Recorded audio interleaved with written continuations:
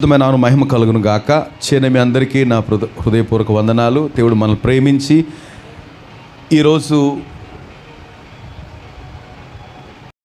నాతో మాట్లాడంటే తండ్రికి ఎంత ఇష్టమో కదండి. ఒక తండ్రి కొడుకు ఉన్నారు, వాళ్ళిద్దరూ మాట్లాడుకోవట్లేదు. తండ్రికి అనలేని ప్రేమ కొడుకు అంటే. కొడుకు సరిగా మాట్లాడట్లేదు, కానీ కొడుకు కబురు పెట్టాడు, నేను డాడీతో మాట్లాడతాను ప్రొద్దుట 9 గంటలకి. తండ్రి ఏం చేస్తాడు? రాత్రి నిద్రపోడు, నా కొడుకు నాతో మాట్లాడతాడు.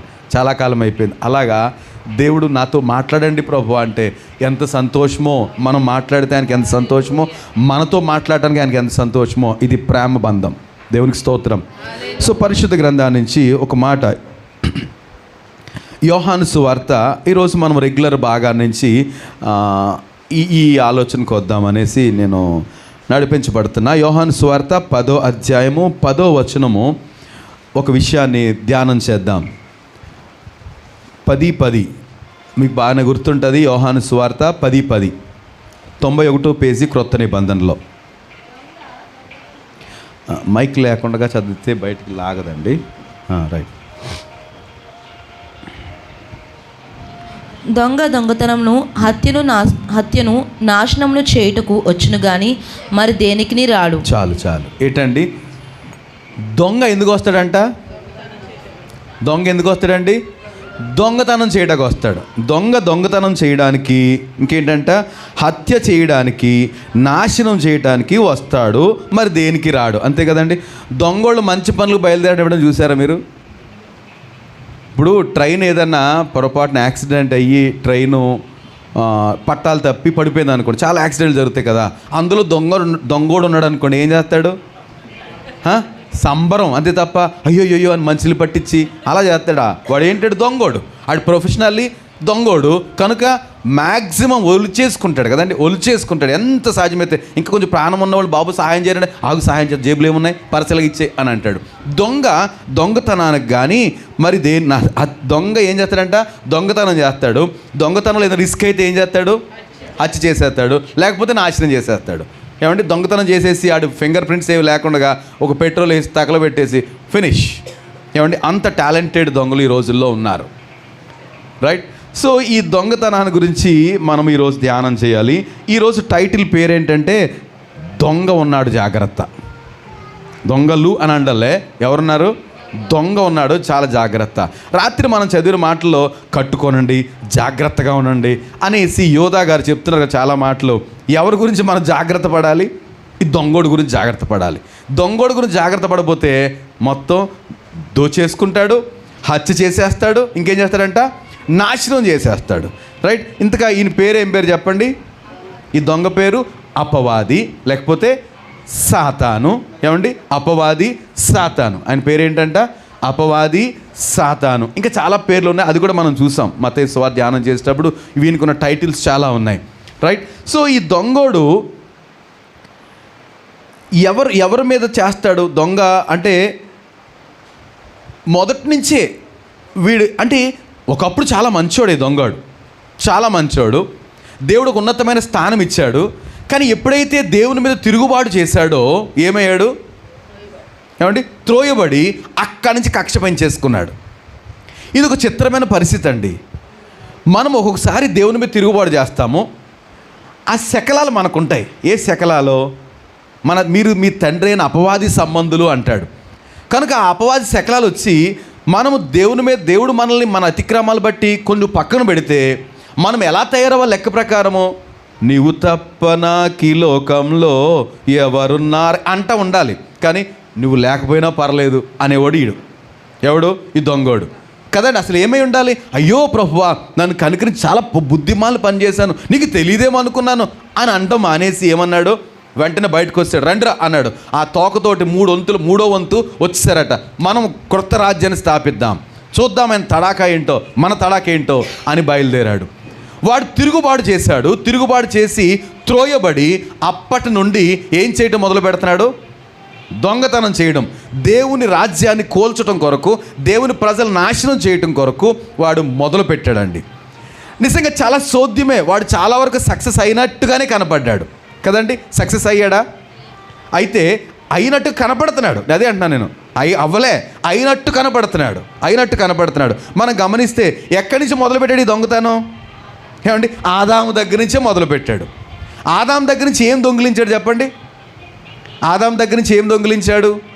ఏమండి, అధికారాన్ని దొంగిలించాడు. ఏమండి, అధికారం అసలు యాక్చువల్గా దేవుడు ఏం చేశాడు? అధికారం అంతా ఎవరికి ఇచ్చాడు? దేని మీద? భూమి మీద. ఏమండి, ఆ నీటిలోనూ సమస్తము ఆయన సృష్టించిన ప్రతి దాని మీద ఏలుదువుగాక అన్నాడు. అథారిటీ ఇచ్చాడు. ఎవరికి? ఆదాముకు అథారిటీ, అధికారాన్ని ఇచ్చాడు. కానీ వీడేం చేశాడు? దేవుని మాటను కొంచెం వక్రీకరించి, అందుకే ప్రకటన గ్రంథంలో మాట ఉంటుంది, ఈ మాటలో ఏమైనా ఎవడైనా చేర్చాడా ఏంటంట, ఈ మాటలు ఏమైనా చేరిస్తే ఈ ప్రకటన గ్రంథంలో తెగుళ్ళన్నీ వాడి మీదకి వస్తాయి అంటాడు. ఏమీ చేర్చకూడదు, ఏమీ తీయకూడదు. రైట్? వాడు ఏం చేశాడు? కొంచెం ట్విస్ట్ చేసి ఆదాముని దింపేసి ఎప్పుడైతే ఆదాము అవిధేయుడు అయ్యాడో ఆ అధికారం తీసుకుని దొంగిలించేశాడు, జేబులు వేసేసుకున్నాడు. ఏమంటే ఆదాం దగ్గర నుంచి మొట్టమొదటిగా ఈ దొంగ సక్సెస్ అయింది ఎక్కడంటే ఆదాం దగ్గర దొంగిలించేశాడు. ఆదాం యొక్క అధికారాన్ని పోగొట్టేసుకున్నాడు దేవుని మాటను ధిక్కరించడం వల్ల. అంతే కదండి. ఎలా పోగొట్టుకున్నాడు ఆదాము తన అధికారాన్ని? దేవుని మాటను అనుసరించకపోవడం వల్ల, దేవుని మాటను సీరియస్గా తీసుకోకపోవడం వల్ల అధికారాన్ని పోగొట్టేసుకున్నాడు. అంతటితో ఆగాడా? అంతటితో ఆగలే. అక్కడి నుంచి మొదలుపెట్టాడు. ఇప్పుడు ఆదాము కుమారులు ఇద్దరు, వారి మధ్య చిచ్చు పెట్టాడు. ఏమండి, నెక్స్ట్ దొంగ ఎందుకు వస్తాడంట? దొంగిలించడానికి. తర్వాత ఏం చేయడానికి వస్తాడు? హత్య చేయడానికి వచ్చాడు. ఏం హత్య చేశాడు? ఎవరిని హత్య చేశాడు? కయ్యను రేపి ఏమండి హేబేల్ని హత్య చేసేసాడు. దొంగే కదా, వీడే కదా. ఏమంటే కయ్యను రేపినోడు వీడే. కయ్యను రేపి హత్య చేసేసాడు. హత్య చేసి కయ్యను ఏం చేశాడు? సర్వనాశనం చేసేసాడు. లేకపోతే కయ్యను ఒక రకంగా ఉండేవాడేమో కదండి. ఎప్పుడైతే హత్య చేశాడో అంతే, అపవాది వాకిట పొంచి ఉండును అంటాడు. అంతే కదండి. ఆ మాట చదివితే, నువ్వు సత్క్రియ చేయని ఎడల తల ఎత్తుకొనవా, నువ్వు సత్క్రియ చేయకపోతే అపవాది వాకిట గుమ్మం పక్కన కనిపెడతా ఉంటాడంట. చేయలేదా? వచ్చే నువ్వు నా సంబంధివే అంటే దేవుని మాట నెరవేర్చలేదా? మనం ఎవరి సంబంధులు అయిపోతాం? అంటే అపవాది సంబంధులు అయిపోతాం. మరేం చెప్పక్కర్లేదు. అపవాది రా, నేను దేవుని మాట నెగ్లెక్ట్ చేస్తాను రా అని పిలవక్కర్లే. ఎప్పుడైతే దేవుని మాటను ప్రక్కన పెట్టామో వెంటనే అన్వాంటెడ్ గెస్ట్ లాగా వచ్చి నిలబడతాడు, మనల్ని హ్యాండ్ ఓవర్ చేసుకుంటాడు. ఏమండి, అపవాదికున్న గొప్ప టాలెంట్ అది. సిగ్గుమాలినోడు. మనం పిలవనక్కర్లే, ప్రభువునైతే పిలవాలి. అపవాదిని పిలవకపోయినా మన వెంటనే ఉంటాడు. రైట్? కనుక దొంగిలించాడు, హత్య చేశాడు, ఇంకా నాశనము చేసేసాడు. రైట్? హేబేలు. తర్వాత ఇంకా దొంగ ఏం పని చేస్తాడంటే, దొంగ ఏం చేస్తాడండి? బలాన్ని కూడా లాగేసుకుంటాడండి. ఏంటంట? మన బలాన్ని, లేకపోతే శౌర్యాన్ని, లేకపోతే అభిషేకాన్ని కూడా లాగేసుకోగలుగుతాడు. మీకు చిన్న ఎగ్జాంపుల్. ఏమండి, సంసోన్ ఉన్నాడు. సంసోన్కి దేవుడు ఇచ్చిన వరం ఏంటి? సంసోన్కి దేవుడు వరం ఏంటంటే నాజీరు వ్రతం. అంటే నీవు దేవుని కొరకు, నా కొరకు గొప్ప కార్యాలు చేయాలయ్యా. బహుశా సంసోను బక్కగా ఉంటాడో బలంగా ఉంటాడో మనకు తెలియదు, కానీ దేవుని బలం మాత్రం ఉంది తనకి. జుట్టు కత్తిరించకూడదు, శక్తి అంతా అందులో ఉంటుంది. ఒకసారి సంసోన్ని కట్టేసి ఆ పురంలో, లేకపోతే ఆ సిటీలో బంధించేసి ఆ పట్టణానికి ఉన్న పెద్ద పెద్ద తలుపులను వేసేసారండి. వేసేస్తే అర్ధరాత్రి లేచాడు. ఒక వ్యభిచారి దగ్గరికి వెళ్ళాడు, అర్ధరాత్రి లేచి ఎక్కడున్నాను, ఇక్కడ ఇంటికి వెళ్ళిపోవాలి అనేసి వెళ్ళిపోతుంటే పెద్ద గుమ్మం ఉంది తన ముందు. ఏది? కోటకు ఉన్న గుమ్మం లాంటిది. ఇదా ఇనప గుమ్మం అని భుజానేసి వెళ్ళిపోయాడు దాన్ని. ఏది? గుమ్మము, ఏది ద్వారబంధాలు మొత్తం అన్నీ భుజానేసి వెళ్ళిపోయి కొండ మీదకి వెళ్ళిపోయాడట. కొండ ఎక్కడం బరువుతోటి. అసలు ఏది తన ముందు లేకపోయింది. దేవుడిచ్చిన వరం అది, దేవుడిచ్చిన గిఫ్ట్. ఎవరికి? సంసోనుకి. ఏమండి, గిఫ్ట్ ఎవరికైనా ఇచ్చామనుకోండి, మొన్న గిఫ్ట్ ఇచ్చాను కదా తెచ్చామో రేపు అన్నాను అనుకో, ఏమనుకుంటావు నువ్వు? ఇదేంటండి సార్ గిఫ్ట్ ఇచ్చారు, ఇవ్వలేదులే ఎప్పుడు ఆ మాట తన గురించి. ఎప్పుడన్నా ఇచ్చారు, సార్ గిఫ్ట్ ఇచ్చారు మళ్ళీ తెచ్చేయమన్నారండి. మనుషులు చేయరు, దేవుడు అస్సలు చేయడు కదండి. గిఫ్ట్ ఇస్తే తీసుకుంటాడు దేవుడు తిరిగి. కానీ ఏం చేయొచ్చు మనం ఏం చేయొచ్చు? పోగొట్టేసుకోవచ్చు గిఫ్ట్ మనము కదండి. మనకి ఇచ్చింది మళ్ళీ దేవుడు ఇచ్చింది. సంసోన్కి దేవుడు ఇచ్చాడు, దేవుడు మళ్ళీ తీసుకోలేదు. కానీ హీ లాస్ట్ హీ స్ట్రెంగ్త్. తను మాత్రం తన బలాన్ని పోగొట్టుకున్నాడు. ఎక్కడది? ఒకసారి చూద్దామా? జడ్జెస్ లేకపోతే న్యాయాధిపతులు 16వ అధ్యాయము 19-20 వచనాలు చదివితే అక్కడ ఏం జరిగిందంట? ఏమండి, ఏమండి ఈ దేవుని చేత నాజీరు చేయబడిన వ్యక్తి దేవుని చిత్తాన్ని మరచి, ఏంటండి దేవుని చేత నాజీరు చేయబడిన వ్యక్తి దేవుని చిత్తాన్ని మరచి ఏం చేస్తున్నాడంట, కనపడిన దాని దగ్గర కల్లా వెళ్ళిపోతున్నాడంట. సోద్యం, ఎంత సోద్యం అండి. వ్యభిచారంగా లేకపోతే జారత్వంతో ఎవరు కనపడితే అంటే వీడికి ఇతనికి చాలా సామర్థ్యం ఉంది, మంచి బలవంతుడు కనుక అచ్చోసిన ఆబోతులా తిరుగుతున్నాడు అని చెప్పొచ్చు. అచ్చోసిన ఆబోతులా తిరుగుతున్నాడు. అలాగ ఒకటి అయిపోయింది, ఇంకోటి ఎవరో కనపడారంట. ఆఖరికి తనకి థ్రెట్ ఉంది. ఫిలిస్తీన్లు అందరూ మనల్ని వణికించేస్తున్నాడు రా, ఎలా వేసేయాలి అనుకున్నారు అండి. ప్లాన్ చేశారు. ఒక డెలీలో అనే ఒక అందమైన అమ్మాయి దొరికింది ఈయనకి. దొరికితే ఆమెతోటి బేరం కుదుర్చుకున్నారు. నువ్వు అతను పట్టించావా, నీకు ఇది వ్యవహారం, లంచం ఇస్తాం అంటే తను లాలన చేత మ్యాక్సిమం ట్రై చేసింది. ఏమండి ఆఖరికంట ఎంత సోద్యం అంటే, నిజంగా దేవుని మాటలు విని మనం విసిగిపోతున్నామంటే అది వేరే విషయం. ఇది ఆ దలీలా ఆమె వ్యభిచారి, తన వేశ్య తన తొడ మీద పడుకుని ఆమె అడిగే ప్రశ్నలకు విసిగించేసినందుకు విసిగిపోయి చచ్చిపోవాలనుకున్నాడు అంటండి. ఏం సోద్యం ఇది.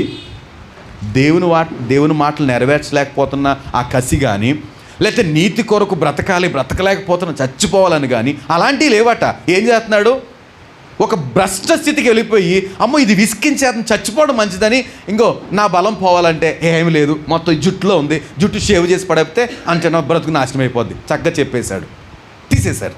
ఏంటంట, గుండు చేసేసారు. గుండు చేసేసిన తర్వాత అనుకున్నాడు, చదవమ్మా 19వ వచనం. ఆమె తన తొడ మీద అతను నిద్రపుచ్చి ఒక మనిషిని పిలిపించి వాని చేత అతని తల మీద 7 జడలను క్షౌరం చేయించి. ఆయన జడలుండే, చిన్నప్పటి నుంచి క్షవరం లేదు. ఏమండి బార్బర్ షాప్కి వెళ్ళా, పెద్ద 7 జడలు, అవే తనకు బలం అంతాను, అవి చక్కగా చేయించేసింది. అతని బాధించుటకు మొదలు పెట్టాను. అప్పుడు అతనిలో నుండి బలము తొలగిపోయాను. ఏం పోయిందంట, ఎవరెత్తికెళ్ళిపోయారు. దేవుని కార్యాలు ఎప్పుడు నాశనం చేయటానికి అపవాది పొంచి ఉంటాడు. వాడు దొంగ, హంతకుడు, నాశనం చేస్తాడు. ఏమండి మనం ఎంత ఎలర్ట్గా లేకపోతే దేవుని వరాల గురించి ప్రభు దగ్గర వేడుకోవాలి, కానీ అవి పోగొట్టుకోవడానికి ఎవరిని అడగక్కర్లేదు. అది ఫ్రీగానే ఆఫర్లో వచ్చేస్తాయి మనకి. నా మాట వింటున్నారా? దేవుని వరాల కొరకు మాత్రం ఇలాగ ఉపవాస ప్రార్థనలు చేయాలి, కన్నీరు విడవాలి, ఏమంటే అంగలార్చాలి దేవుని వరాల కొరకు. అవి పోగొట్టుకోవడానికి ఏమీ చేయక్కర్లేదు. దేవుని మాట వినకపోతే సరిపోతుంది. ఏమండి అన్నీ పోగొట్టుకుని నాశనం అయిపోతాం. రైట్. కనుక ఈయన ఏం చేశాడంట, విసుగుపోయి విషయం చెప్పేశాడు, క్షవరం చేయించేసి తర్వాత అప్పుడు అతనిలోని బలము తొలగిపోయింది. ఆమె సంసోను ఫిలిస్తీన్లు నీ మీద పడుచున్నారనగా అతను నిద్ర మేలుకొని ఎప్పటి అట్లు నేను బయలుదేరి వెరజమ్ముకుందనుకున్నాను.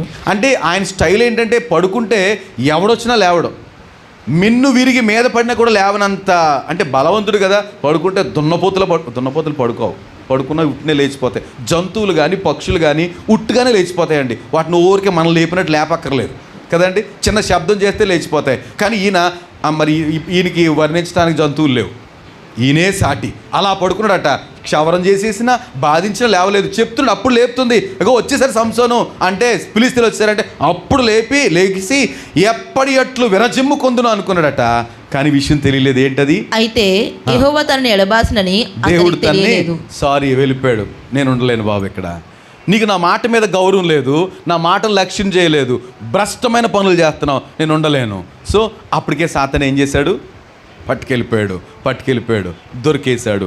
చిత్రమైన హింసలు పెట్టారు, చంపేశారని చెప్పొచ్చు మనం. రైట్. తనే చావు కోరుకున్నాడు. అఫ్ కోర్స్ అది హత్య చేయించుకున్నాడు. ఆత్మహత్య చేసుకున్నాడు. కూలి కావాలని పడి చచ్చిపోయిన వాళ్ళు ఈయనొక లిస్టు, ఈయనొక సంసోను ఒకడు. రైట్. మనం గమనిస్తే సంసోను బలాన్ని దొంగిలించింది ఎవరు? అపవాది. ఏమండి దొంగిలించింది, ఒక రకంగా హత్య చేసేసింది. చచ్చిపోయాడు కదా, ఆత్మహత్య చేసుకున్నాడు. రైట్. మనం ఇంకా చూస్తే సో దేవుడు మన పట్ల ఏమండి ఈ దొంగ ఎప్పటి నుంచి దొంగతనాలు చేస్తున్నాడండి? ఎప్పటి నుంచి? ఇంకా మీరు వివరంగా చెప్పాలి. నేను నాకు తెలిసిన విషయాన్ని బట్టి 5784 సంవత్సరాల నుంచి మనల్ని మోసం చేస్తూనే ఉన్నాడు, మనల్ని దొంగతనం చేస్తూనే ఉన్నాడు, హత్య చేస్తూనే ఉన్నాడు, నాశనం చేస్తూనే ఉన్నాడు. ఏమండి ఆదాము నెట్టివేయబడినప్పటి నుంచి మనల్ని హత్య చేస్తూనే ఉన్నాడు ఈ దొంగ. ఏమండి పలు రకాలుగా హత్య చేస్తున్నాడు. ఇదంతా ఒకెత్తు అయితే ఏమండి ఇదంతా ఒక ఎత్తు అయితే, ఇంకా ఇప్పుడు మనం గమనిస్తున్న చాలాసార్లు మన కుటుంబంలోని సమాధానం దొంగిలిచ్చేస్తున్నాడు కదండి. దొంగిలిచ్చేస్తున్నాడా? సమాధానాన్ని కోల్పోతున్నాం. ఏమండి చిటుక్కున, ఏమండి అంత బాగానే ఉంటుంది, హ్యాపీగా ఉంటాం. భోంచేద్దాం అనుకునేలోపు ఏదో పెడతాడు చిచ్చు, గందరగోళం. ఎవరి కాళ్ళు ప్లేట్ పెట్టుకుని బయటికి వెళ్ళిపోయి కొంచెం తినేసి వెళ్ళిపోతారు, లేకపోతే నేను తర్వాత తింటాను. ఏంట్రా ఇంతవరకు ఏమో పెట్టేశాడు చిచ్చు. ఏమండి అబ్బో వాడికి అందరు కుటుంబంలో సంతోషంగా ఉండడం అస్సలు ఇష్టం లేదు, సమాధానంగా ఉండడం అస్సలు ఇష్టం ఉండదు. ఇంకా ఒక్కోసారి సడన్గా అనారోగ్యము, ఏమండి గందరగోళం, ఇలాంటి పరిస్థితులు. సరే ఇంతవరకు పర్లేదండి, ఏమండి ఇంతవరకు పర్వాలేదు. ఎవడన్నా మనకు చెట్టు ఉందండి చాలా అందమైన, లేకపోతే నాకు ఏంటది డ్రాగన్ ఫ్రూట్ చెట్టు ఇచ్చారు, అది ఎదిగి కాయలు కాసేస్తుంది.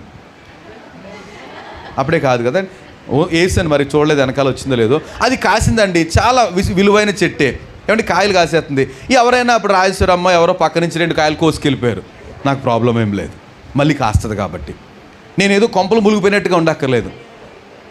విత్తనమే పట్టుకెళ్ళిపోతే, నేను చెట్టు విత్తనానికి వేసానండి, గమనించారు చూసి, ఆ విత్తనం పట్టుకెళ్ళిపోతే ఈజ్ ఇట్ నాట్ సీరియస్? అప్పుడు ఏం చేయాలి నేను? ఏమండి ఏం చేయాలి? విత్తనం పట్టుకెళ్ళిపోతే. చెట్టు కాయలు పట్టుకెళ్తే పర్లేదు, ఏమండి ఇప్పుడు మొత్తం కోసుకెళ్ళిపోయారు, దులిపేశారు, మరేం పర్లేదు, మళ్ళీ సీజన్లో కాస్తుంది. కానీ విత్తనం పట్టుకెళ్ళిపోతే దొరకదు కదా. అపవాది ఏం చేస్తాడంట? విత్తనాలు లేపేస్తాడట, విత్తనాలు లేపేస్తాడు. చూద్దామా పరిశుద్ధ గ్రంథంలోంచి ఒక మాట చూద్దాం. మార్కు సువార్త 4వ అధ్యాయము 15వ వచనం.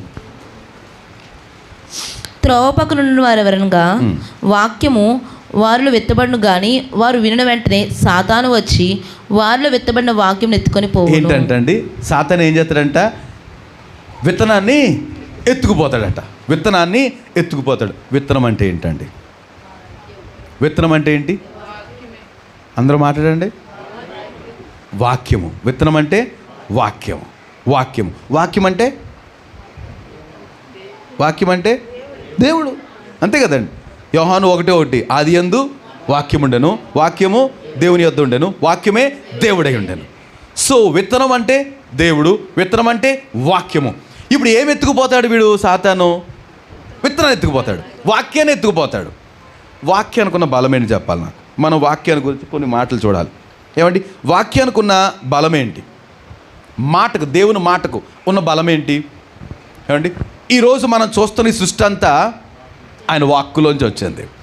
ఏమండి వాక్కు అంటే మనకి వాక్యం ఏంటో అలవాటైపోయి సరే వింటూ ఉంటాం, జాగ్రత్తగా ఉంటాం, మర్చిపోతాం. కానీ మనం వినే వాక్కే ఖచ్చితంగా మనం నమ్మాలి. ఇక్కడ సేవకుడు ఏదో గాడిద ఎవరొకరు నిలబడినప్పటికీ మాట మాత్రం ఎవరిది? దేవుని మాట. సో ఆ దేవుని మాటే ఆదియందు పలికినప్పుడు ఏం జరిగిందంట? ఈ సృష్టి అంతా ఎంత అందంగా తీర్చిదిద్దబడిందండి.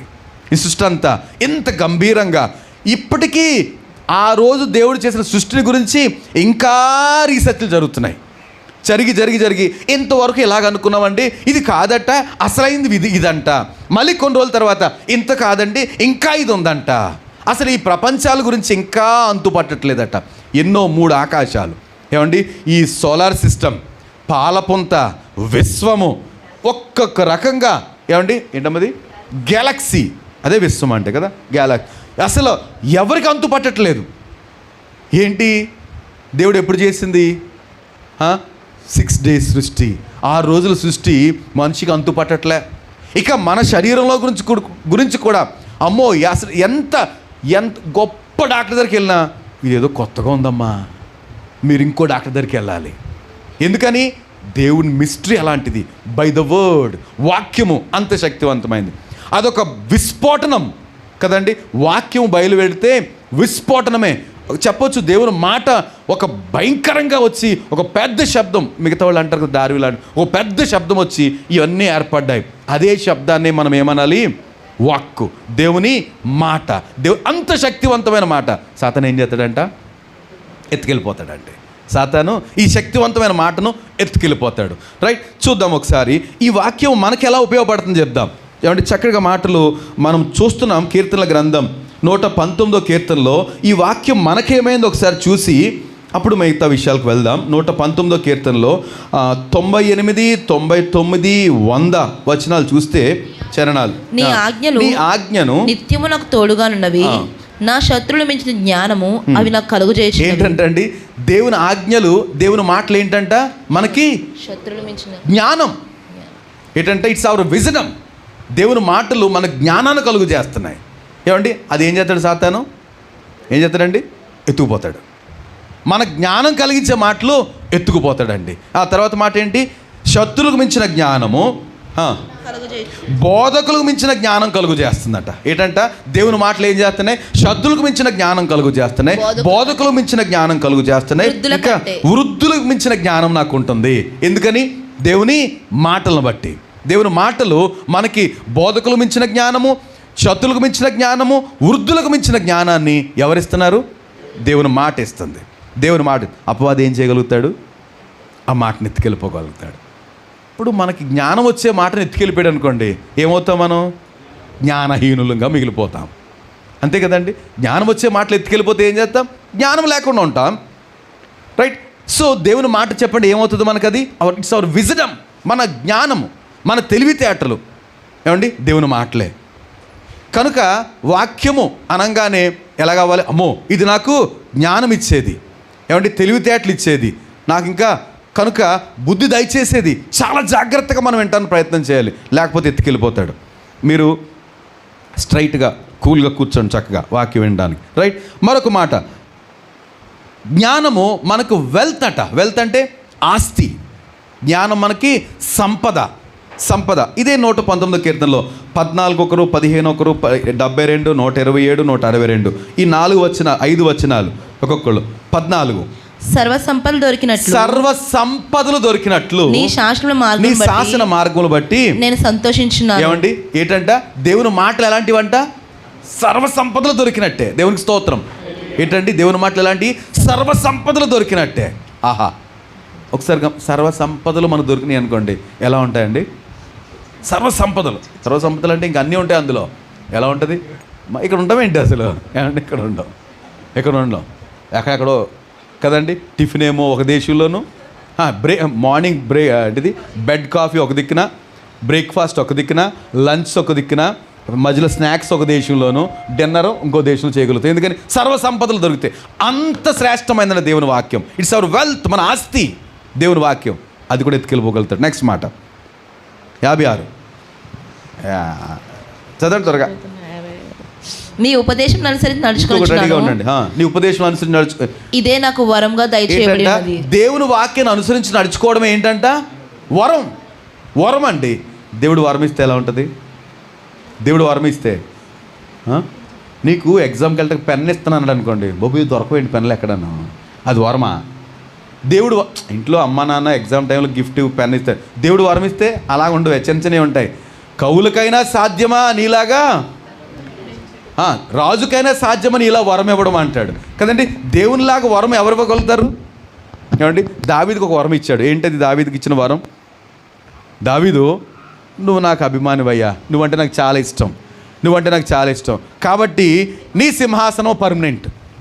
అఫ్కోర్స్ ఇప్పుడు నాయకులు ఉన్నారండి, మన నాయకులు సీఎం గారు ఉన్నారు, లేకపోతే పిఎం గారు ఉన్నారు. వాళ్ళ సింహాసనం ఎంతవరకు పర్మనెంట్? 5 years. సో ప్రధానం 15 సంవత్సరాలు పర్మనెంట్ ఏమో. నెక్స్ట్ కూడా వాళ్ళు అఫ్కోర్స్ వాళ్ళ లైఫ్ టైము పర్మనెంట్. కానీ అలాగంటలేదు దావీదుకి. ఏంటంట? నీ తరతరాలు నీ సింహాసనం పర్మనెంట్ అయ్యా. దట్ ఈస్ గ్రేట్ కదండి. ఏంటంట? ఇంకా నీ కుమారుడు ఎంతవరకు వెళ్ళండి దావీదు సింహాసనమే అది. ఈరోజు మనము ఏ సింహాసనం ముందు చేరాము? దావీదు కుమారుడైన యేసుక్రీస్తు సింహాసనం ముందు మనం ఉన్నాం. దేవునికి మహిమ కలుగును గాక. కనుక దేవుడు కనుక వరం ఇస్తే అలా ఉంటుందండి. నీ శాసనాలు నాకు ఏంటంట?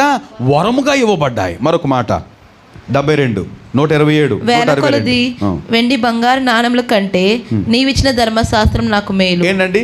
ఒకవేళ కంపేర్ చేస్తే వేల కొలది వెండి బంగారు నాణాలు, మీ దగ్గర ఎన్ని నాణాలు ఉన్నాయండి? వెండి కానీ బంగారం కానీ. వెండి ఎందుకులేండి, బంగారం ఉన్నప్పుడు వెండి ఎందుకు? ఎన్ని నాణాలు ఉన్నాయి? ఏమంటే సత్యనారాయణ గారు మీ దగ్గర ఎన్ని బంగారు నాణాలు ఉన్నాయి? 2 ఉన్నాయంట. 2 ఉన్నాయంట. ఆయన మీరండి హరి గారు మీ దగ్గర ఎన్ని వెండి నాణాలు ఉన్నాయి? వేల కొలది ఉంటే వేల కొలదట.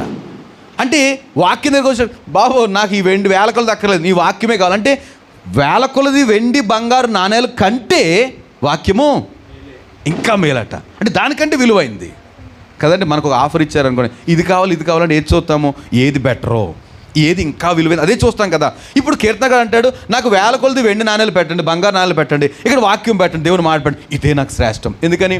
ఈ వాక్యాన్ని అనుసరిస్తే ఇలాంటి ఎన్నో సంపాదించేసుకుంటాం. ఏమండి, దేవునికి స్తోత్రం. కనుక మన ఆస్తి ఏంటది? వాక్యము. సాతాను ఏం చేస్తాడు? ఎత్తుకెళ్ళిపోతాడు. నెక్స్ట్, బంగారు కంటెను అపరంజి కంటెను నీ ఆజ్ఞలకు ప్రియముగానున్నవి. ఇంకా బంగారు కంటే మేలివి బంగారు, అపరంజి అంటే మేలివి బంగారు కంటే నీ వాక్యమే నాకు శ్రేష్టమయ్యా. నెక్స్ట్, 162. ఇప్పుడు సొమ్ము సంపాదించే వాని వలె నీవు ఇచ్చిన మాటలను బట్టి నేను సంతోషించుచున్నాను. ఏంటంటే విస్తారమైన దోపు సొమ్ము సంపాదించడం ఎలా ఉంటాడండి? బాగా దొరికేసింది. దోపు సొమ్ము అంటే ఇల్లు దోచింది కాదు. రాజులు యుద్ధానికి వెళ్ళినప్పుడు అవతల రాజుని జయించేశారనుకోండి, అదంతా దోపుడు సొమ్ము. అంటే అది లీగల్, చట్టపరంగా అదంతా ఆ జయించిన రాజుదే. అది విస్తారంగా తీసుకొచ్చి మనం చూసాం. ఆశ కొంతమందిని చూసాం, వాళ్ళు బోల్డ్ దోపుడు సొమ్ము వచ్చేస్తే ఎంత సంతోషమో అది. ఎందుకని కష్టపడి ఆ రాజుతో యుద్ధం చేశారు, వారిని ఓడించారు, వాళ్ళదంతా వీళ్ళదే. ఏమండి, అలాగా విస్తారమైన దోపు సొమ్ము సంపాదించిన వాని వలె నీ మాటను బట్టి నేను సంతోషిస్తున్నాను. అర్థమవుతుందండి? సో వాక్యం ఏంటంట? మన ఆస్తి. దేవునికి స్తోత్రం. ఏమండి, మనం నిర్లక్ష్యం చేయకూడదు. మొదటిది వాక్యం ఏంటంట? మన జ్ఞానం మిస్ అవ్వకూడదు, అజాగ్రత్తగా ఉండకూడదు. అమ్మో, చాలా జాగ్రత్తగా ఉండాలి వినటానికి. రైట్, వాక్యం మన ఆస్తి ఎంతకైనా గొప్ప విలువైంది. రైట్, ఇంకోటి వాక్యం ఏంటంట? మన ఆయుధం. ఏంటది? ఆయుధం. ఎవరి దగ్గర వెపన్స్ ఉన్నాయండి? ఆయుధాలు ఉన్నాయి. తెచ్చుకున్నారు మీరు ఎవరన్నాను? మనం తెచ్చుకోం. చూద్దాం. ఇదిగోండి ఆయుధం. ఎఫెసీ పత్రిక 4వ అధ్యాయము. ఎఫెసీ పత్రిక 4వ అధ్యాయం త్వరగా 13 నుంచి కొన్ని విషయాలు చూస్తే అక్కడ ఆయుధాలు ఉన్నాయి కొన్ని. పరిశుద్ధులు సంపూర్ణమైనట్లు క్రీస్తు శరీరము క్షేమాభివృద్ధి చెందుటకును. అంత చదివితే కుదరదమ్మా, కొంచెం డైరెక్ట్గా. దేవుడిచ్చి సర్వాంగ కవచమును ధరించుకున్నాడు. ఎలాగనగా మీ నడుములకు సత్యమైన దట్టి. అది కూడా కుదరదు, మనం తొందరగా వెళ్దామని. 16వ వచనం. ఇవన్నీ గాక, చూస్తున్నారా? 6వ అధ్యాయము 16వ వచనం. అంతే కదమ్మా, నువ్వు చెప్పేదే. నేను 4 అన్నానా? సారీ, 6వ అధ్యాయము. నేను ఇంకా ముందు నుంచి చదువుతున్నాయేమో, సరిపోదామని నేను అంటున్నాను అంతే. Right, I did not recognize. Right, 15వ వచనం చూస్తే, లేదా 16 చూద్దాం. 6:16 ఎఫెసీ పత్రిక. ఇవన్నీ గాక విశ్వాసమును డాలు పట్టుకొనుడి, దానితో మీరు దుష్టుని అగ్నిబాణములన్నిటినీ ఆర్పుటకు శక్తిమంతులు అవుతారు. విశ్వాసమైన డాలు పక్కన పెడితే ఇంకోటి చూడండి, అదేంటంట? మరియు రక్షణైన శిరస్త్రానం పెట్టుకోండి, దేవుని వాక్యమును ఆత్మ ఖడ్గము ధరించుకొనుడి. ఏంటని చెప్పండి? వాక్యం ఏంటది? ఆత్మ ఖడ్గం. వాక్యం అనేది ఏంటి? ఆత్మ ఖడ్గం. ఖడ్గాన్ని ఎందుకు ఉపయోగిస్తారండి? ఉల్లిపాయలు కోసుకోవడానికి. ఏమండి, ఖడ్గాన్ని ఎందుకు ఉపయోగిస్తారు? ఎఫెన్సివ్ వెపన్ అంటారు దాన్ని. అంటే దాడికి వెళ్ళటానికి ఏం పట్టుకెళ్తారు? డాలు పట్టుకుని యుద్ధానికి వెళ్ళరు. యుద్ధానికి వెళ్తారు డాలు ఎందుకు? శత్రువు దాడి చేసినప్పుడు మనం కాపాడుకోవడానికి డాలు ఉపయోగిస్తాం. మరి ఖడ్గం ఎందుకు? అటాక్ చేయడానికి. రైట్, నా మాట వింటున్నారా? దేవునికి స్తోత్రం. అందరు ఇక్కడే ఉన్నారు కదా. ఏమండి, దేవుని మాట అంటే మనము శత్రువుని అటాక్ చేయడానికి మనము ఖడ్గం ఉపయోగిస్తామండి. రైట్, సో ఎఫెన్సివ్ వెపన్ ఇది. శత్రు మీద దాడి చేయడానికి ఆత్మ ఖడ్గం శత్రువును ఓడించడానికి ఉపయోగించబడే ఆయుధం ఇది. మన ఆత్మరక్షణ కొరకు, లేకపోతే అటాక్ చేయడం కొరకు ఉపయోగిస్తాం ఖడ్గం. వాక్యం అనేది ఏంటంట? ఇట్స్ అ వెపన్, అవర్ ఆయుధం, మన ఆయుధం. దీన్ని పోగొట్టేసుకుంటే ఎలాగండి? అప్పుడు ఏమవుతాం? ఏమండి, యుద్ధంలో వెళ్ళాము, ఆయుధాలు ఏమి లేవు, కుదురుతుందా? ఏమండి, దావీదుకి ఆయుధాలు లేవంటారా? ఏం ఆయుధాలు లేకుండా వెళ్ళలేదు, ఒట్టి చేతులు వెళ్ళలేదు. ఆయన ఏం చేశాడు? ఒడిశాల పట్టుకున్నాడు. ఆయనకు అది ఆయుధం. ఒడిశాల 5 రాళ్ళు, చేతిలో కర్ర, అదే ఆయన ఆయుధం. గొర్రెల కాపరి సరిపోద్ది ఆయన ఆయుధం. ఆ ఆయుధం సరిపోద్ది. కనుక మనము యుద్ధానికి వెళ్ళాలంటే ఖడ్గం కావాలి. ఆ ఖడ్గం ఏంటంట? దేవుని వాక్యము. సో ఈ వాక్యం విషయంలో, దేవుని ఖడ్గం విషయంలో అజాగ్రత్తగా ఉన్నామా, శత్రువు ఏం చేస్తాడు? మీకు తెలుసా, ఇప్పుడు శత్రువు దగ్గర ఈ చాలామంది వెపన్స్ వాడి దగ్గరే ఉన్నాయి. ఎవరివి? చాలామంది జ్ఞానం తన దగ్గర ఉంది, వాడి దగ్గరే ఉంది. అందరూ దోచేసుకున్నాడు కదా. ఏమండి, చాలామంది ఆస్తిపాస్తులు వాడి దగ్గరే ఉన్నాయి. చాలామంది ఇంకోటి ఏంటిది? ఏమంటే వెపన్స్ శత్రు దగ్గరే ఉన్నాయి. శత్రు దగ్గర వెపన్ ఉందనుకోండి, ఏం జరుగుద్ది? ఏమండి, ఒకడు ఏమంటారు దీన్ని, సైకో ఉన్నాడండి. సైకో ఉన్నాడు, మనుషుల్ని పట్టి చంపేయడమో లేకపోతే బ్లేడ్తో కోసేయడమో. వాడికి పొరపాటున ఒక నిద్రపోతున్న ఎస్ఐ పిస్టల్ పట్టుకెళ్ళిపోయాడు. పిస్టల్ విషయంలో జాగ్రత్తగా ఉండాలి. ఆయన డ్యూటీలో నిద్రపోయాడు, పాపం రాత్రి అంతా అలసిపోయి మనకులాగా నిద్రపోయాడు అనుకోండి. వాడి పిస్టల్ కనుక సైకోకి వెళ్ళిపోతే ఏం జరుగుతుంది చెప్పండి? బ్లేడ్తో కొయ్యాలంటే ఒక్కొక్కరిని కొయ్యాలి, పట్టుకోవాలి, పేక్ కొయ్యాలి. ఈ లోపు నలుగురు తంతారు. ఇప్పుడు అక్కర్లేదు, దూరం నుంచి డిషా డిషా డిషా డిషా. ఏంటది? శత్రువుకి ఏం దొరికేసింది? ఆయుధం దొరికేసింది. ఏమండి, మనము వాక్య విషయంలో నెగ్లెక్ట్ చేస్తే ఈ వాక్యాన్ని వాడు ఏం చేస్తాడు? దొంగిలించి మన మీద అటాక్. అది ఎక్కడికైనా వెపనే, మన మీద అటాక్. ప్రభు మీద అటాక్ చేశాడు కదండి. వాక్యం ఎలా చెప్తుంది కదా, వాక్యం ఎలా చెప్తుంది. ఇవన్నీ ఎక్కడివి? దొంగిలించేసిన వాక్యాలే. రైట్, జాగ్రత్త పడదాం. ఏమండి, శత్రువు దొంగిలించేవాడు. వాడి గురించి రాయబడిన మాట ఏంటంటే దొంగతనానికి, ఇంకా హత్య చేయడానికి, నాశనం చేయడానికి వస్తాడు. ఇప్పుడు ఈ వాక్య విషయంలో లేకపోతే విత్తనం అయిన వాక్యాన్ని వాడు ఏం చేస్తాడు? దొంగిలించేస్తాడు. వాక్యం అనేది ఏంటంట మనకి? ఏంటండి? ఆయుధం. ఒకటి ఆయుధము. కింద నుంచి పైకి వెళ్దామా? వాక్యం మనకేంటి? ఆస్తి. వాక్యం మనకేంటి? జ్ఞానము. కనుక వీటి విషయంలో అజాగ్రత్తగా ఉన్నామా మనం లాస్ అయిపోతామండి. కనుక అపవాది విషయంలో చాలా జాగ్రత్తగా మన విత్తనాన్ని కాయలు పట్టుకెళ్ళి పర్లేదండి. 4 కాయలు కోసుకెళ్ళిపోయిన పర్లేదు, కానీ విత్తనాన్ని మాత్రం మిస్ అవ్వకూడదు. విత్తనాన్ని చాలా భద్రంగా మనము ఉంచుకోవాలి. దేవునికి స్తోత్రం. ఇంకా మనం గమనిస్తే ఏమంటే, నేను త్వరపడుతున్నా. ఇంతకీ ఎప్పుడు వస్తాడండి? ఎవరి దగ్గర దొంగిలిస్తాడు? ఎప్పుడు దొంగిలిస్తాడు? అపవాది సాతాను విత్తనం ఎత్తుకెళ్ళిపోతాడని చదివాం. విత్తనం అంటే ఏంటో జ్ఞాపకం చేసుకున్నాం. దయతో ఈ మాటలన్నీ మీరు అర్థం చేసుకుంటారు అనుకుంటున్నాను కదండి. మిస్ అవ్వద్దు. Right, okay. అవి దించేసాక విందాం. మీరు అందరూ అట్టే ఉన్నారు కదా, కొంచెం వెళ్ళండి. కొంతమంది వెళ్ళి అవి కూడా పట్టుకెళ్ళరండి.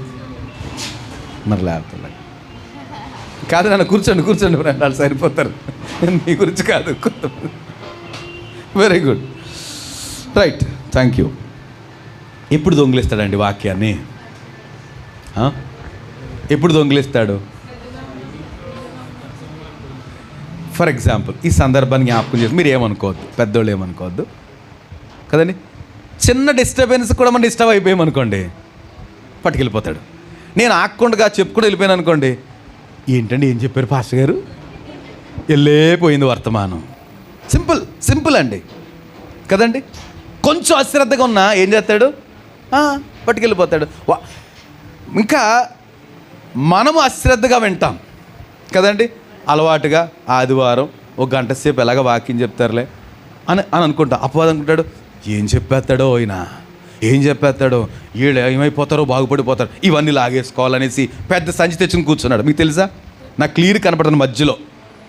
వాళ్ళ దగ్గర నుంచి వీళ్ళ దగ్గర నుంచి వేస్తూనే ఉన్నాడు. శబాష్. ఒక్కొక్కసారి మనమేమో ఖాళీ హృదయాలతో వెళ్ళిపోతున్నాము, వాడు మాత్రం ఎక్కువ సాయం పట్టండి.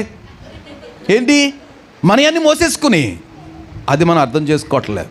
మనం అనుకుంటాం అయిపోయింది ఏదోలా, ఓరు నాయన ఈ రోజైతే ఏం డిస్టర్బెన్స్ లేదురా అనుకుంటాం. లేకపోతే ఎక్కడ ఏం చెప్పారో తెలియదు కానీ అబ్బా అనుకుంటాం. వాడు మాత్రం మొయ్యి లేకుండా ఇలాంటి ఆటో ట్రక్కులు తీసుకొచ్చి వేసుకెళ్ళిపోతూ ఉంటాడు. ఆ కార్గోలు నింపుతారు కదండి, అలా నింపుకెళ్ళిపోతూ ఉంటాడు. ప్రభు ఎంత బాధపడతాడండి. ఏమండి, ఇప్పుడు ఇంతగా వాక్యం అంటే ఏమనుకున్నా ముందు? దేవుడే, మనలో ఉన్న దేవుడిని తీసుకెళ్ళిపోతున్నాడు అనమాట. వాడు మోసుకెళ్ళిపోతూ ఉంటాడు. మనం మాత్రం ఖాళీ హృదయాలతోటి ఇంటికి వెళ్ళి కొంచెం టీ ఇవ్వే బాబు, ఏం చెప్పారో పాస్టర్ గారు అర్థం కాలేదు ఈరోజు కదండి. ఏం చెప్పారో పాస్టర్ గారు అర్థం కాలేదు. అప్పుడు వాళ్ళు కూడా విన్నవాళ్ళు అయితే ఏం చెప్పడం ఏంటయ్యా, అయితే ఏం చెప్పడం ఏంటి, ఓకే భార్యాభర్తలు ఏం చెప్పడం ఏంటి, పిల్లలు ఏం చెప్పారన్నవి వినలేదంటే ఏమో అసలు రాత్రి నిద్ర లేదు, పాస్టర్ గారు 10 గంటలకు వదిలేరు, ఆఖరికి అంతా ముగించి వెళ్ళాడు 11 అయింది, పడుకుంటాడు 12 అయింది. ఇక ఇవన్నీ చాలా నిజం. ఇది జోక్గా ఉన్నా ఏమండి, ఎన్నిసార్లు మిస్ అయిపోయాము దేవుని వాక్యాన్ని, ఎన్నిసార్లు మిస్ అయిపోయామండి మనం. చాలు వాడికి షబాష్ మీరు అలాగే ఉండండి, పాస్టర్ గారు మీరు అలా చెప్తా ఉండండి, మీరేం పట్టించుకోదు ఎవరిని. నిజంగా చాలామంది సేవకులు ఏం చేస్తారంటే, ఇక ప్రియులారా అని ట్యూబ్ లైట్ ఇంకా చూసి మాట్లాడుతూ ఉన్నారనుకోండి 1 అవర్, ఆయన అనుకుంటారు శబాష్ అందరూ ఇలాగే చూస్తారు అనుకుంటాడు ఆయన. కానీ లాగేసేవాళ్ళు లాగేస్తుంటారు కదండి, మాట్లాడేసుకుంటారు. అలాంటి వాళ్ళ దగ్గర సాతాను ఇంకా క్యాష్ చేసుకుంటాడు. నాలాంటి వాళ్ళ దగ్గర కష్టమే, ఎందుకని ఊరుకోను కదా నేను, ఏం చేస్తున్నారు అనేసి ఏదో శబ్దం చేసేటప్పటికి సెట్ అయిపోతాం. అమ్మ ఈయన డిస్టర్బ్ చేస్తాడని. లేకపోతే వాడు దోచేసుకున్నాడండి. ఏం పేరు అతని పేరు? దొంగ, హత్య చేసేవాడు, నాశనం చేసేసేవాడు. కనుక చాలా జాగ్రత్తగా మనం మెలకు. లేకపోతే ఏమండి అక్కడే చూద్దామా ఒకసారి, మత్తయి సువార్త 13:19 చదవండి ఒకసారి. ఎవరి దగ్గర తీసుకెళ్ళిపోతారో చూద్దాం. విత్తువాని గురించి ఉపమాన భావం వినుడి. ఎవడైనా రాజ్యంను గురించిన వాక్యం వినియు గ్రహింపక ఉండగా. ఏటంట విన్నారు ఇక్కడ, విని ఏం చేయకపోతే, గ్రహింపకపోతే మాత్రం దుష్టుడు వచ్చి ఏంటండి విని గ్రహించకపోతే శబాష్ థ్యాంక్ యూ అని తీసుకెళ్ళిపోతాడు అనమాట. దేవుని వాక్యం అంటే వాడికి అంత ఇష్టమో. ఎందుకని? వాడు ఏమైనా అనుసరించడానికా? ఏమంటే అనుసరించడానికి కాదు, ఎప్పుడో డిసైడ్ అయిపోయాడు, నేను I promise I never accept this word అంటాడు. కనుక వాడు అనుసరించడం సరికదా, మనం అనుసరించడానికి అవకాశం లేకుండా ఎత్తుకెళ్ళిపోతూ ఉంటాడండి. చెవులు గలవాడు ఆత్మ చెప్తున్న సంగతులు వినుగాక అనేసి మనం వాక్యం వినేటప్పుడు ఎంత అలర్ట్గా ఉండాలో ఈరోజు ప్రభు మనతో మాట్లాడుతున్నారు. ఏమండి మరి ఏ పనులైనా మరి ఎక్కడైనా చేసుకుందాం. వాక్య సమయం అంటే చర్చిలో ఉండే 2.5 గంటలు మొత్తం 3 పవిత్రమైందేనండి. ఎక్కడ కాంప్రమైజ్ అవడానికి లేదు. ఒకవేళ ఎక్కడైనా కాంప్రమైజ్ అయితే నన్ను అడిగారు అనుకోండి, మీరు అలా కాదు ఏదో మాట చెప్పండి. ఏది అత్యంత ముఖ్యమైనదంటే పాటలు అత్యంత ముఖ్యమైనవి, ఆరాధన అత్యంత ముఖ్యమైనది, ఇదన్నిటికంటే వాక్యం అత్యంత ముఖ్యమైనది. వాక్యం తర్వాత చివరి ఆ ప్రార్థన చేస్తారు కదా, అది మరింత ముఖ్యమైనది. ఆ తర్వాత మీ ఇష్టం. ఆ తర్వాత ఏం జరుగుద్ది?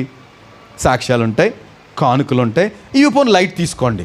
ఈ 2 గంటలు మాత్రం ఎలా ఫీల్ అవ్వాలి మనం? It's very valuable. దేవుని స్తుతించడానికి దేవుడు మనల్ని పుట్టించాడు. వాక్యం ఏం జరుగుద్దంట? అది మన ఆస్తి, మన జ్ఞానము, మన వెపన్. ఏమండి అది దేవుడు. కనుక దాని విషయంలో మనం చాలా జాగ్రత్తగా, ఎంతో అలర్ట్గా వాక్యాన్ని వినకపోతే ఏమండి నష్టపోతాం. వాక్యం ద్వారానే కదా ఇదంతా కలిగిందని అంటున్నాం కదా.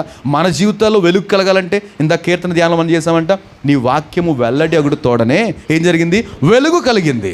సో మన జీవితాల్లో చీకటిని పారద్రోలడానికి ఒకే ఒక ఆయుధము, ఒకే ఒకటి ఏంటంటేది వాక్యము.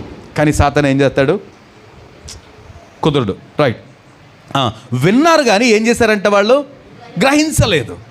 విన్నారు కానీ గ్రహించకపోవడానికి గల కారణం ఏంటి చెప్పండి ప్లీజ్. విన్న తర్వాత గ్రహించకపోవడానికి గల కారణం ఏంటి? ఎందుకు గ్రహించలేము? ఏమంటారు? మైండ్ యాబ్సెంట్లో ఉందనుకోండి, ఎక్కడో ఉన్నాం. ఏమండి మైండ్ ఒక్కొక్కసారి చెప్తారు కానీ మైండ్ యాబ్సెంట్గా ఉన్నవాళ్ళు గ్రహించలేరు అని అంటున్నాం. ఏమండి అంటే మన మనిషి ఇక్కడే ఉంటాము, బాడీ ప్రెసెంట్, మైండ్ యాబ్సెంట్, గ్రహించలేము, అర్థం చేసుకోలేము. మీరేమన్నారమ్మా? వాక్యం మీద దృష్టి నిలపలేదు, వాక్యం మీద మనసు పెట్టలేదు, కనుక మనం గ్రహించలేం. ఏదో అటు ఇటు వింటున్నాం, ఓ పక్కన ఇవి వింటూ ఉంటాం, ఈ తర్వాత ఈ పాట వేశారు, తర్వాత ఈ పాట వేశారు, ఇదే అంటాం. ఇలాగ అంటే పెద్ద శోధనలు అండి. క్రైస్తవుడు సామాన్యమా లోకంలో జీవించడం అంటే బోల్డ్ శోధనలు ఉంటాయి. మన దగ్గర మనం ఏసీ కవరేజ్లో ఉండే అంత స్తోమత మనకు లేదు కదా. కనుక ఏం చేయాలి? అన్నీ ఒకేలా ఉంటే మనకు అనవసరం. మన టార్గెట్ అంతా ఎందుకని? సో వాక్యం మన జీవితాలు మార్చేసింది, వెలుగిస్తుంది. కనుక ఎంత శ్రద్ధగా ఈ వాక్యాన్ని వింటే గ్రహించేస్తాం. రైట్. సో ఇంకెందుకు గ్రహించలేం? ఎందుకు గ్రహించలేం? ఇంకా మీరు ఇంకేమైనా చెప్తారా అమ్మా? నిర్లక్ష్యం అట. ఏంటంట? ఏం చెప్తారేంట్లే, ఫోన్లో చూస్తే ఎన్ని మెసేజ్లు వచ్చేస్తున్నాయి మనకి, పెద్దోళ్ళ మెసేజ్లు వచ్చేస్తున్నాయి. ఇది వినకపోతే వాళ్ళు ఇంటికి వెళ్ళాక ఒక మెసేజ్ ఏదో పెట్టుకుంటాం, లేకపోతే ఇదే పెట్టుకోవచ్చు కదండి. ఇది కూడా ఉంటుంది కదా, ఇది కూడా పెట్టుకోవచ్చు. ఇక్కడ ఏమైంది ఏమండి? ఫోన్లో విని ఆరాధన చేసేసి నడిపించిన వాళ్ళు అందరూ తృప్తి పొందినట్లుగా మనం ఎక్కువ తృప్తి పొందుతామా, వాళ్ళు ఎక్కువ తృప్తి పొందారు? అంటే అవకాశం లేని వాళ్ళు తప్పదనుకోండి, ఉండి కూడా మేము వెళ్ళాం, వాక్యం మొత్తంగా సరిపోద్దులే, తండ్రి ప్రవేశం అంటే సరిపోద్దా? ఏమండి ఎక్కడ 2 3 నా నామ సమాజముగా కూట మానక వాక్యం చెప్తుంది. బోర్డు చర్చెస్ వచ్చేసినాయి అండి. మనం ఫోన్ దగ్గర అంటే ఇది టీవీ ముందు కూర్చుని పెట్టుకుంటే ఎక్కడలేని ఇంటర్నేషనల్ చర్చెస్ వచ్చేసినాయండి. వాళ్ళతో ఏకీవితే సరిపోదా? గచ్చంతా లేనప్పుడు ఏకీవించచ్చు. కరోనాలో అదే పని చేస్తాం కదండి. వేరే ఆల్టర్నేటివ్ లేదు. ఇళ్లలోనే ఉండి ప్రభువా నీకు స్తోత్రం స్తోత్రం స్తోత్రం అని అందరితో ఏకీవించాం. కానీ ఇప్పుడు అవకాశం ఉంది వెళ్ళడానికి. కనుక విని ఏం చేయాలంటే నిర్లక్ష్యం చేయకుండా వాక్యాన్ని వింటున్నప్పుడు గ్రహించగలుగుతాం. నిర్లక్ష్యం చేస్తే మిస్ అయిపోతాం. ఇంకేమైనా ఉన్నాయండి గ్రహించకపోవడానికి కారణాలు? సరే, ఇంకా అశ్రద్ధగా ఉన్నప్పుడు, అది కూడా అన్నారు కదా అశ్రద్ధ.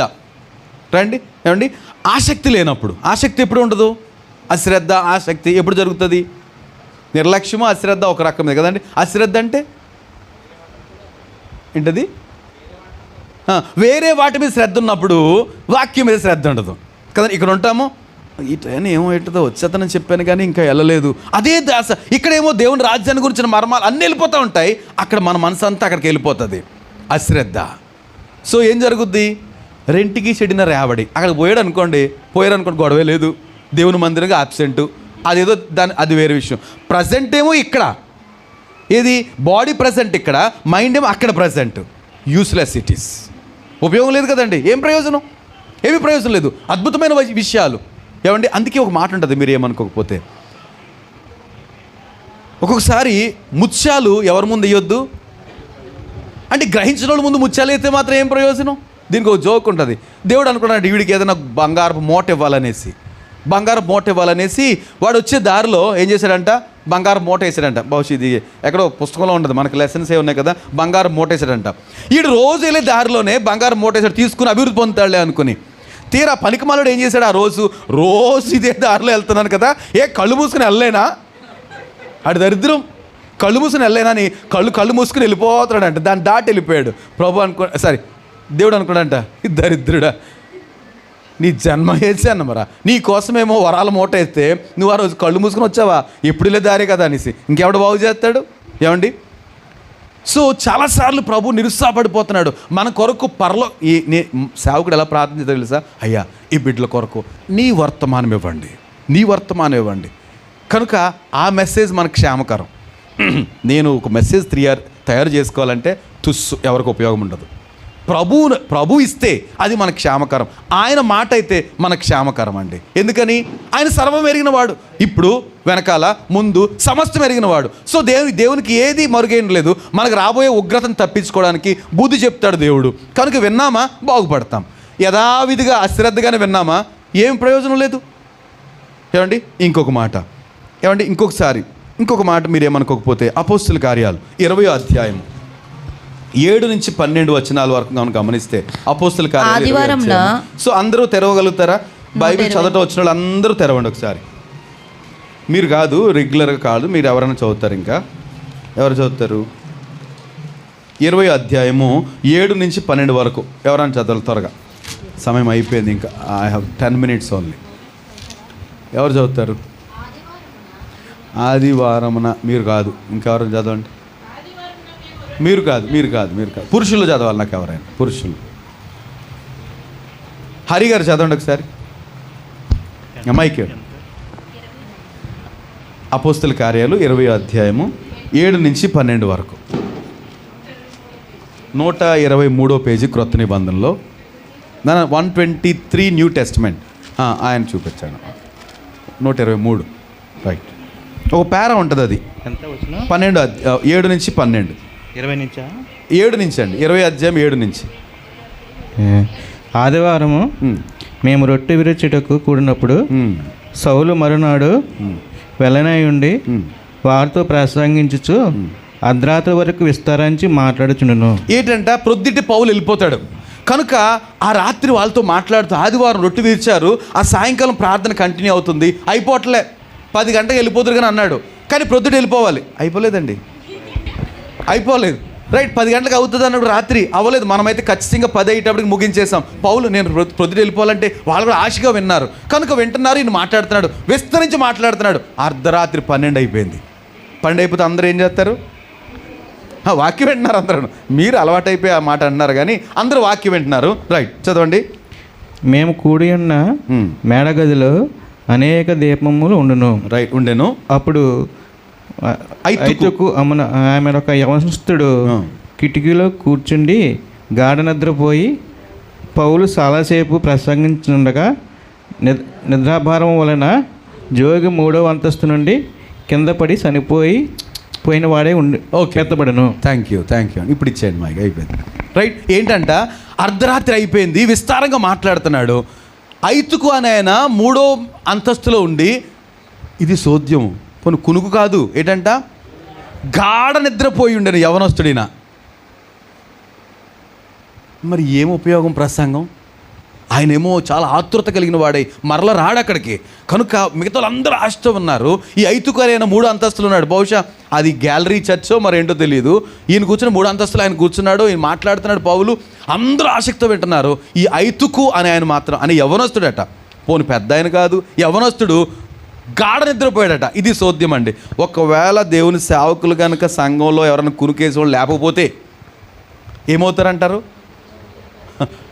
చచ్చిపోతారంటలేదు, గాఢ నిద్రకి వెళ్ళిపోతారు అంటున్నాను నేను. అది ఏంటంట మందిరంలో గాఢ నిద్రకి వెళ్ళిపోవడం మందిరం అందుక కాదు కదా, కునుకేసేవాళ్ళు ఉంటారు కదండి, పర్లేదు. కానీ ఐతుకు ఏం చేశాడంట? గాఢ నిద్రపోయాడట. ఏం వినుంటాడండి ఆయన? ఆయన వాక్యం అంతా ఎవరు క్యాష్ చేసుకుని ఉంటారు కదండి. సంచులు నింపేసుకుంటాడు, వీడి దగ్గరే కూర్చోవాలి, మంచి బేరం ఇది. ఏమండి, ఐతుకొని వాడి దగ్గర మంచి బేరం, మంచి సంచులు ఇంకా తెచ్చేయండి, ఖాళీ సంచులను తెచ్చేసేయండి, వీడు నిద్రపోతాడు బాగాను, నింపేద్దాం. ఏమండి, సాతాను చాలా తెలివైనవాడండి. ఏమండి, ఏమాత్రం అశ్రద్ధతో ఉన్నా, నిర్లక్ష్యంతో ఉన్నా, శరీర భారంతో ఉన్నా ఎత్తుకెళ్ళిపోతాడండి.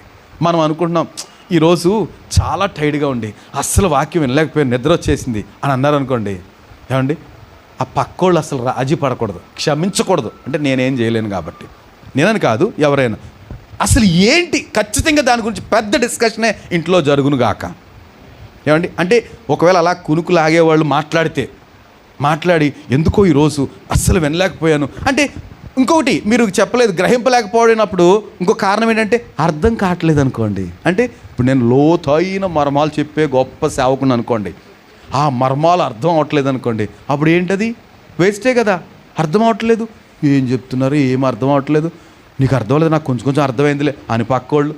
అలా కాదు కదా. ఏమండి, అర్థం అయ్యి కూడా వినకపోతే మాత్రం అది టూ మచ్. అర్థం కాకపోతే మాత్రం ఎవరు తప్పది? సేవకుడు తప్పు. అయ్యో నేనేం మాట్లాడుతున్నాను, నేను చెప్పేది వాళ్ళు అర్థం చేసుకున్నారు లేదా అనేది ఖచ్చితంగా చూస్తే అర్థమవుతుంది. అర్థమైనా నిద్రపోతున్నారంటే అది చాలా ప్రమాదం. ఈ ఐతుకు అనేవాడు 3 అంతస్తులు ఉండి గాఢ నిద్రపోయాడట. జోగి దబ్బును పడిపోయాడు. 3 అంతస్తుల నుంచి కింద పడితే ఏమవ్వాలి? చచ్చిపోయాడు. పౌలుకి ఎంత డిస్టర్బెన్సు, ఎలా ఉంటుందండి ఆ రోజు పరిస్థితి? ఈయనేమో విస్తరించి 10 గంటలకు అయిపోద్ది అన్నవాడు అర్ధరాత్రి మాట్లాడుతున్నాడా? ఎవరొస్తే పైనుంచి కింద పడి చచ్చిపోయాడా? వాళ్ళ అమ్మ నాన్న ఏం చేస్తారు? ఓయ్ పౌలు గారు, బుద్ధి ఉందా లేదా నీకు? 10 గంటలకు ఆగొట్టేస్తున్నావు మీటింగు, 12 అయ్యింది ఇంకా ఆపలేదు నువ్వు. అగో నా అబ్బాయికి చచ్చిపోయాడు, దానికి ఎవరు బాధ్యులు? ఊహించండి ఒకసారి. ఇక్కడ ఇలా జరిగిందానికి ఏం చేస్తారండి? తరిమేరా? కారొద్దు ఏమొద్దు, తర్వాత 2 రోజు అనేసి నేను వెళ్ళిపోతాను వెనకాల పడి తీసుకోతాను. అవునా కాదా? ఏమండి, ఊరుకుంటారా? పౌలుకి చాలా డిస్టర్బెన్స్ అయింది, పరిగెత్తుకెళ్ళాడు. మరి పోతే పోయాడు. అలాగే నిద్రపోతే ఏమవుతారు, చచ్చిపో అని అన్నాడా? అయ్యో అనలేదు. ఎందుకంటే దేవునికి చాలా ప్రియమైనవారు. మీరందరూ ఎవరు తెలుసా అండి? దేవునికి విఐపీస్. ఇంకా మమ్మల్ని అంటాడు, అంటే ఒకవేళ సేవకునిగా నేను అనిపించుకోవడానికి ఒకసారి యోగ్యుని కానీ అనుకుంటాను. ఏమంటే నా సేవకులు తప్ప ఎవడు గుడ్డోడు అంటాడు, నా సేవకులు తప్ప ఎవడు గుడ్డువాడు. కానీ సంఘాన్ని ఎప్పుడు అనలేదు ప్రభు, మీరు చాలా విలువైనవారు కనుక మీరు ఒకళ్ళు నిద్రపోతాను ఏం చేయాలి, ఇలా నెమ్మదిగా లేపాలి తప్ప కానీ చచ్చిపోతాను అని అనకూడదట. పౌలు అనలే, పరిగెత్తుకెళ్ళాడు. వెళ్ళి తొందరపడకండి, వీడి ప్రాణం వీడిలోనుంది, ప్రార్థన చేసి వచ్చేసాడు. లేచాడట. లేచాక ఆ లేచిన వాడిని బట్టి మరింత సంతోషించారు. అయ్యగారు ఇంకో గంట సేపు చెప్పండి. ఆడంటాడు ఇంకెప్పుడు నిద్రపోనండి నేను. ఏమండి, ఐతుకు ఏమంటాడు? బహుశా నేను అనుకుంటాను ఇంకెప్పుడు ప్రార్థన నిద్రపోయి ఉండేవాడు కాదు, వాక్యం టైం అస్సలు నిద్రపోయి ఉండేవాడు కాదు. ఎందుకని? చచ్చేటంత పని అయింది. ఆ పౌలు గారే కనుక లేకపోతే, ఏమండి ప్రభు కనుక దర్శించకపోతే పరదేశులమే, ఆ పాట పాడేద్దరు అంతే. కనుక ఇంకెప్పుడు నిద్రపోయి ఉండేవాడు కాదు. దేవుని స్తోత్రం. దేవుని వాక్యాన్ని వినేటప్పుడు నేను స్ట్రైట్గా మాట్లాడినామండి, మన గురించి కాదు, ఎవరన్నా ఇందులో దేవుని మాటలు వినేటప్పుడు ఎప్పుడూ రెప్ప 2 కలవటానికి ప్రయత్నం చేయనివ్వకండి. ఒకసారి మేము చిన్నప్పుడు మేము ఎగ్జామ్ రాస్తున్నాం, 6th క్లాస్, నేను క్వార్టర్లీ ఎగ్జామ్ ఏదో రాస్తున్నాం. మాస్టర్ వచ్చారు, జార్జ్ విక్టర్ గారు కానీ, ఆయన ఇప్పుడు ఉన్నారో లేదో తెలియదు, చాలా మంచి టీచరు. ఆయన కోచ్ ట్రైనింగ్కి వెళ్ళారు, ఏదో ట్రైనింగ్కి వెళ్ళొచ్చి, ఒరేయ్ పై రెప్ప వచ్చి కింద రెప్పను బ్రతిమాలేస్తుంది. జాగ్రత్తగా రాసుకోండి, ఎవడో కాపీ చేయొద్దు. వెళ్ళిపోయాడు ఆయన, బయటికి కాదు, నిద్రలోకి వెళ్ళిపోయాడు. అబ్బా సెకండ్, మేము ఫ్రెండ్స్ సెకండ్ తీసాం, రాయుడు. సార్ ఎప్పుడు కళ్ళు తెరలేదు. ప్రార్థన కాదు, అయిపోయిన తర్వాత సార్ రాసేసారా అందరూ బాగా రాశారా, ఎవడో కాపీ చేయలేదు కదా, అబ్బాయి చేయలేదండి. ఏమంటే పై రెప్ప వచ్చి కిందన ఏం చేస్తుందంట, బతిమాలది. మన కింద రెప్ప వెళ్ళి పైన బతిమాలుతుంది. మొత్తం మీద ఏదో బతిమాలుకుంటానే ఆ రెండును. కానీ మనం ఏం మిస్ అయిపోతున్నాం? మన ఆస్తి, మన జ్ఞానము, మన ఆయుధాలు మిస్ అయిపోతున్నాం, ప్రభువునే మిస్ అయిపోతున్నాం. దయతో ఈరోజు వర్తమానము మనందరి జీవితంలో గొప్ప మార్పు తేవాలని ఆశపడుతున్నా. వాడు దొంగ, ఏమంటే అపవాది దొంగ. ఎవరి దగ్గర ఎత్తుకుపోదామని చూస్తాడు, పెద్ద సంచి పెట్టుకుని ఉన్నాడు. మనం అనుకుంటున్నాం ఈరోజు మిస్ అయిపోయామనుకున్నాం, కానీ వాడు ఎంత లాభపడిపోతున్నాడో. ఇవన్నీ ప్రభు దగ్గర ఏం చేస్తాడో, ఏం చేస్తావు నువ్వు, ఏం చేస్తావు, ఇదిగో ఇంత సంపాదించిన ఆస్తి, ఇదిగో ఇందులోనే ఉన్నాయి, జ్ఞానం ఉంది ఇందులో, ఇగో పలానా ఆస్తులు దస్తావేజులు ఉన్నాయి ఇందులోను, ఏమండి వెపన్స్ ఉన్నాయి, చాలా ఆయుధాలు ఉన్నాయి. ఇవన్నీ నేను సంపాదించినే, కష్టపడి. వాళ్ళ మధ్యలో వెళ్ళారు కానీ నేను మాత్రం బయటికి వెళ్ళలేదు. అంతే కదండి, మనం ఒకసారి బయటికి వెళ్ళి వస్తాం, మనిషి వెళ్ళకపోయినా మనసు వెళ్ళి వస్తుంది. కానీ సాతాను మాత్రం లోపలే ఉండి చాలా జాగ్రత్తగా పోగేసుకుంటాడండి. మనము విజ్ఞులంగా ఆలోచించాలి, దేవుని వాక్యాన్ని మిస్ చేసుకోకూడదు. మనం ప్రార్థన చేస్తుంటాం, ప్రభువా ఎంతో గొప్ప విషయాలు మాట్లాడావు ప్రభువా, నేను వినలేకపోయాను. లాస్ట్లో వినలేకపోవడం కాదు, చాలా శ్రద్ధగా వాక్యాన్ని వినాలండి. ఏమో ఒక్క మాట మన జీవితాన్ని మార్చేస్తుందండి. చాలా శ్రద్ధగా ప్రతి మాట ఆశీర్వాదకరమే, దేవుని మాటకు మనం విని లోబడితే, గ్రహిస్తే, రైట్. సో ప్రతి చిన్న విషయాన్ని డిస్టర్బ్ అయ్యే వాళ్ళు కూడా ఏం చేయగలుగుతారు, వాక్యాన్ని మిస్ చేసుకుంటారు. లారీ ట్రాక్టర్ ఎవరైనా మనిషి అలాగ వెళ్తే, లేకపోతే పిల్లోడు ఏడిస్తే, పిల్లోడు కియ్యమంటే అందరూ అటువైపు చూసేస్తే, మీకు తెలియదు ఎప్పుడన్నా మీరు వాక్యం చెప్పడం అలా జరిగితే, అబ్బో ఎంత ఆందోళన కలుగుద్దో ఇక్కడ దేవుని సేవకునికి. అయ్యో నేను ఇంత భారంతో ఇంత ఆశతో వచ్చానే. అదే ప్రతి చిన్నపిల్లడు అయితే ఆడు పలుగులిస్తే అయ్యో అందరూ అలా వాళ్ళ అమ్మ నాన్న తంటాలు పడతారండి. నిజంగా పిల్లలు కలిగిన తల్లిదండ్రులకు నిద్ర ఉండదు, వాక్యం సరిగా వినలేరు. కొన్నిసార్లు వారి ఇంటికాడ ప్రార్థన చేయకపోతే అదే పరిస్థితి వస్తుంది. ఇంటికాడ ప్రార్థన చేశారు అనుకోండి, అలా ప్రశాంతంగా వాక్య సమయంలో ఏం చేస్తాడు, చక్కగా నిద్రపోవటము, బుద్ధికి కూర్చోవడము. నేను 5 పిల్లలు పెంచానండి. 5 పిల్లల్ని వారికి తెలిసేటంతవరకు పెంచాను. ఒక్కళ్ళు కూడా దేవుని సందులో నిర్లక్ష్యం చేయనివ్వలేదు. మా నాన్నగారు వచ్చేటప్పుడు మాత్రం వెళ్ళిపోయి ఆయన కోతిలాగా తల ఎక్కేలా చేసేవారు. కానీ మేము ఉండగా 5 పిల్లలు ఎవ్వరు కూడా, ఇక్కడ 3 ఉన్నారు, పెద్దోళ్ళు 2 ఆడపిల్లలు, మా తమ్ముడు వాళ్ళ పిల్లలు, వాళ్ళ 5 కూడా దేవుని సన్నిధి. మీరు అడగండి కార్నర్స్టోన్ చర్చ్లో, ఒక్కళ్ళు కూడా ఒక్కసారి కూడా డిస్టర్బ్ చేయనివ్వలే. చిన్నప్పటి నుంచి పుట్టుగుడ్డు అంటే అక్కడే ఉన్నాము, అందరు ప్రార్థనలు బట్టి మాకు 3 పిల్లలు పుట్టారు, మా తమ్ముళ్ళకి 2, వీళ్ళు 5 దేవుని సన్నిధిలో. కారణం ఏంటంటే పెట్టాల్సిన గారం అంతే, అంత మించి బయట నాటకాలు వేయటానికి కుదరదు. అంత శ్రద్ధగా పెంచాం. నేను వీళ్ళ గురించి బాధపడిపోతాను. ఇప్పుడు చూడండి, మనకి ఫీస్ట్ అరేంజ్ చేసిన ఆ కుటుంబం హైదరాబాద్ నుంచి వచ్చారు ప్రార్థనలు గడపాలని. కానీ ఈరోజు అన్నాను, అమ్మ 10 గంటలకు వచ్చానంటే, అంటే నా బాధ ఏంటంటే మంచి భోజనం మనకు అరేంజ్ చేశారు, కానీ మంచి వాక్యం విన్నారా వాళ్ళు, నా దిగులదే. కానీ వాళ్ళు అనుకుంటారు రైట్, ఈ చర్చ్ని చక్కగా సంతోషంగా, నిజంగా వాళ్ళ ఆశీర్వాదాలకు ఉంటాయి. కానీ వాక్యాన్ని మించిన ఆశీర్వాదం ఏమైనా ఉందా? వాక్యం వింటే అనేక మందికి ఆశీర్వాదకరంగా మారిపోతారు కదా, అదే నా బాధ. కనుక సేవకునుకున్న బర్డెన్ వేరండి. ఎందుకు అలాగనేస్తారు, మా ఆవిడ అనొచ్చు, ఎందుకు అలాగనేస్తారు, బాధపడతారు కదా. నా ఉద్దేశం వేరు. ఏమండి, వాళ్ళకంటే తనకంటే ఎక్కువ బాధపడతాను, కానీ ప్రభు అంతకంటే ఎక్కువ బాధపడుతున్నాడు కదా. మన వాక్య విషయంలో అశ్రద్ధ చేస్తే సాతాను దొంగిలించేస్తున్నాడు, వాడు క్యాష్ చేసేసుకుంటున్నాడు. మనం ఆశీర్వదించబడాలని ప్రభు కోరిక అయితే సాతాను వాడు ఆశీర్వదించబడతాడా? పోనీ నిజంగా మన మాట వాడు దొంగిలించేమని ఆశీర్వదించబడతాడా? వాడు ఎప్పటికీ మార్పు చెందని స్థితిలోనే ఉన్నాడు.